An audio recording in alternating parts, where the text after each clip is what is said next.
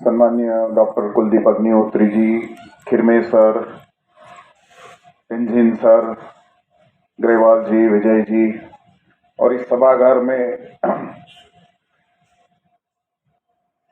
उपस्थित मातृशक्ति और भाइयों, मुझे लगता है कि बहुत सारे विषय सामने आए हैं। भारत तिब्बत सहयोग मंच की 25 साल की यात्रा ये अपने आप में एक माइलस्टोन है।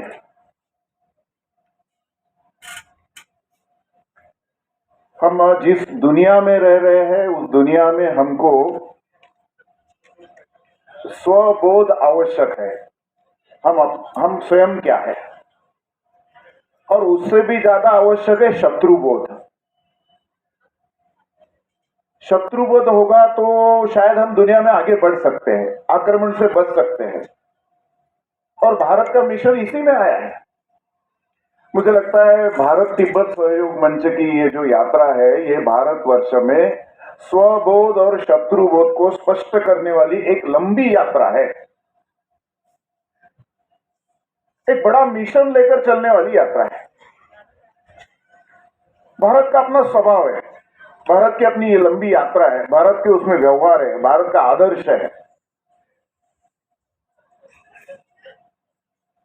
हमने सीमा के बारे में कभी इतनी चिंता की ही नहीं होगी शायद। पूर्व काल में दृष्टिकोण हमारा अलग है ना, हम अध्यात्म आधारित देश है, तो हमको इतनी दुनिया से शत्रुता लेने का हमारा स्वभाव नहीं रहा, और दुनिया इतनी एक प्रकार से शत्रु भावना से कुछ कर सकती ऐसा भी नहीं लगा।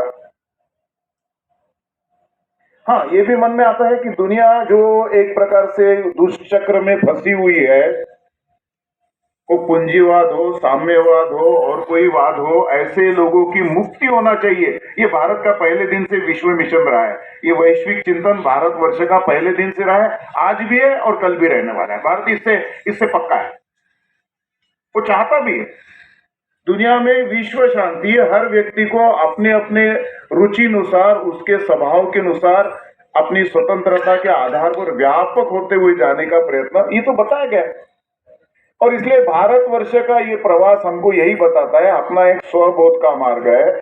लेकिन अभी हमको ध्यान में आता है कि अभी हमको भारतवर्ष में अपना विकास करते हुए शत्रु को समझना ज्यादा आवश्यक है।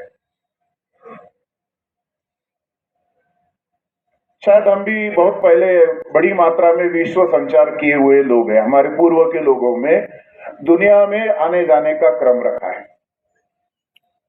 लेकिन कभी भी हमने ये नहीं सुना है, कभी अभी हमने ये पढ़ा नहीं है कि भारतवर्ष लोगों ने दुनिया में जाकर कहीं कष्ट दिया है, कहीं विपरीत प्रयत्न किया है, किसी का अस्मिता समाप्त करने का प्रयत्न कभी नहीं किया। हम भी विश्व संचार करते समय हमने दुनिया को अच्छी चीज देखने के लिए प्रयत्न किया, देने का प्रयत्न किया, वहां से कुछ अच्छा मिलता है तो वहां से अच्छा चीज लेने का प्रयत्न किया। लेकिन दुनिया में विश्व संचार करने वाले लोगों ने दुनिया के सामने संकट खड़ा कर दिया। कभी कभी चाइना के बारे में जब हम पढ़ते तो पता चलता है, चाइना 1949 में वो भी स्वतंत्र एक प्रकार से देश हुआ है। उस समय चाइना के पास केवल 43 लाख स्क्वायर किलोमीटर का जमीन है। आज चाइना के पास 94 लाख स्क्वायर किलोमीटर जमीन आ गया है। कहां से आ गया भैया? आप छोटे बड़े देशों को सहन नहीं कर पाते हो? आपका स्वभाव यही दिखाता है, लंबे समय से आप इस स्वभाव पर चल पड़े हो। और उसी नाते से उन्होंने तिब्बत पर किया है, जो अड़ोस पड़ोस के 14 देशों की सीमा है चाइना के साथ, उनके साथ भी वही व्यवहार चल रहा है ना। वो ताइवान हो, हांगकांग हो, वो छोटे छोटे मकाऊ हो, मंगोलिया का हो, तो स्वभाव में मूल समझकर हमको उसकी दृष्टि को समझना चाहिए। उल्लेख हुआ है, तिब्बत भी लगभग 25 लाख स्क्वायर किलोमीटर का एरिया है, दुनिया का छत है।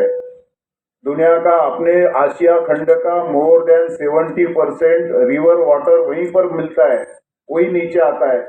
नाम लिया सब उन्होंने नदियों के, गंगा, सरस्वती, हमारी पंचनद के सारे स्रोत वहीं पर है, येलो रिवर वही है, यरावती वही है, ब्रह्मपुत्रा वही है, सांगो नदी भी वहीं से आते हैं। मिनरल्स बहुत बड़ी मात्रा में है। तो चाइना इस प्रकार के वृत्ति को चला रहा है, ये हमको दिखाई देता है। इसका कारण क्या है, जिसका मुझे लगता है कुलदीप जी